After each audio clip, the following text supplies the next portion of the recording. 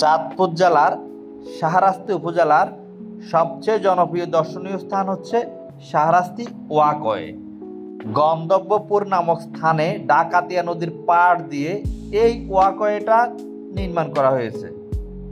এখানে বছরের প্রত্যেক দিন প্রচুর দর্শনার্থীরা ভিড় করে থাকে, কারণ শাহরাস্তির দর্শনীয় স্থান বললে সবার আগেই ওয়াকওয়ের নাম আসে।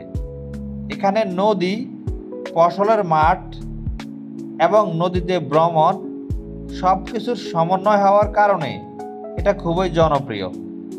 এছাড়া নদীর পাড়েই খেয়াঘাট ক্যাফে এবং রিভার ভিউ ক্যাফে নামক দুইটা ক্যাফে প্লাস পার্ক টাইপের এই স্থানের জনপ্রিয়তাকে অনেক বাড়িয়ে দিয়েছে, কারণ নদীর পাড়ে বসে এখানে খাওয়া দাওয়ার সুব্যবস্থা রয়েছে।